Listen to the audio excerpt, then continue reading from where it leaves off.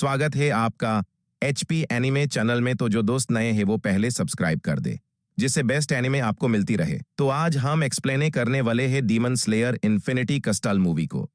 तो मूवी की शुरुआत में स्टोन हशीरा और मास्टर के बीच में बातचीत दिखाई देती है, जिसमें मास्टर खुद को चरा बना के मुजान को पकड़ने की बट करते हैं।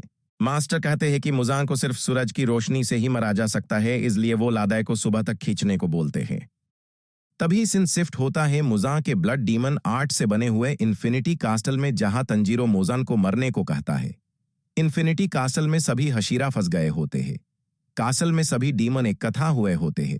वो सभी हशीरा पे हमला भी करते हैं। तंजीरो और वाटर हशीरा गियो डेमन को वाटर ब्रीथिंग तकनीक से मरते हैं। बाकी हशीरा भी डेमन को मरते हैं।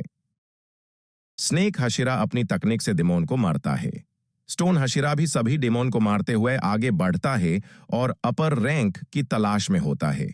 तभी हमें सनेमी हशीरा को दिखाई देता है, जो मास्टर को न बचा पाने से गुस्से में होता है। लॉर्ड इनोस के बड़े आराम से डीमन को मर रहा होता है। जेनित्सु भी बिना दारे डीमन को मर रहा होता है। अब सीन अपर रैंक 2 डीमन और हशीरा शिनोबू पे शिफ्ट होता है। शिनोबू अपनी जहर वाली कताना से डेमन दोमा की आंख में हमला करती है। हशीरा शिनोबू अपनी कताना कवर में वापस डलकर और जहर लगाती है। हशीरा को लगता है कि जहर से डीमन मर जाएगा, लेकिन डीमन दोमा पे जहर का कोई असर नहीं होता है और दोनों के बीच में जबरदस्त लड़ाई होती है। उसी वक्त डीमन दोमा के बचपन की कहानी दिखाई देती है। दोमा की आंखें सबसे अलग होने से सभी लोग दोमा को भगवान मानते थे, लेकिन डीमन दोमा सबको मरकर खा जाता था। शिनोबू कई बार दोमा पे जहर वाली कताना से हमला कर रही थी, लेकिन दोमा ऊपर रैंक 2 होने से बहुत ताकतवर होता है।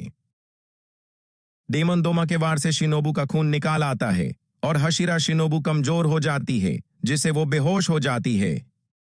तभी शिनोबू को अपनी बड़ी बहन और स्टूडेंट दिखाई देती है, जिससे शिनोबू अपनी पूरी ताकत से डीमन पे हमला करती है।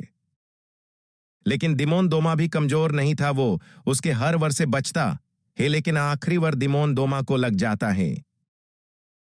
हशीरा अपना सबसे जहरीला जहर वाली कताना से दोमा पे हमला करती है, जिससे जहर दोमा के पूरे शरीर में फैल जाता है। हशीरा शिनोबू को लगता है कि दोमा मर गया है, लेकिन उस पर जहर का कोई असर नहीं होता है और डीमन दोमा हशीरा को मारकर अपने अंदर समा लेता है। अब सीन शिफ्ट होकर जेनित्सु पर आता है। जेनित्सु किसी बट से गुस्से में होता है और अपने बड़े भाई को खोज रहा होता है। दूसरी तरफ कसुगाई क्रोज सभी डीमन स्लेयर को शिनोबू की मरने की खबर देते हैं और मास्टर की फैमिली इन्फिनिटी कास्टल का नक्शा बनाने लगते हैं।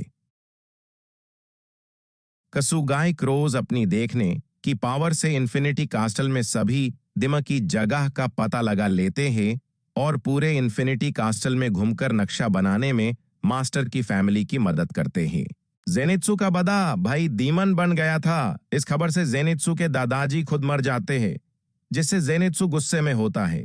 दोनों थंडर ब्रीदिंग तकनीक से लड़ाई करते हैं, लेकिन जेनित्सु का बड़ा भाई अपर रैंक 6 डीमन होने से वो जेनित्सु पर भारी पड़ता है। डीमन जेनित्सु पर अपनी डीमन और थंडर दोनों पावर से हमला करके जेनित्सु को नीचे फेंक देता है।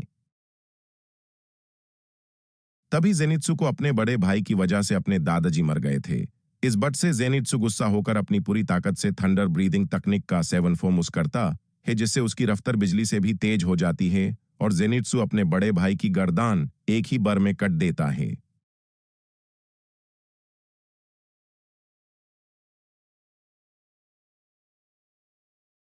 अब सीन शिफ्ट होता है और हमें तंजीरो और हशीरा गियो दिखते हैं, जो डीमन मरते हुए जा रहे होते हैं।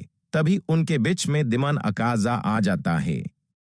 हमें डीमन किंग मुजन को दिखाया जाता है, जो बड़े से गोले के अंदर होता है। तभी हमें सकोंजी उरोकोदाकी दिखते हैं, जो नेजुको की देखभाल कर रहे होते हैं।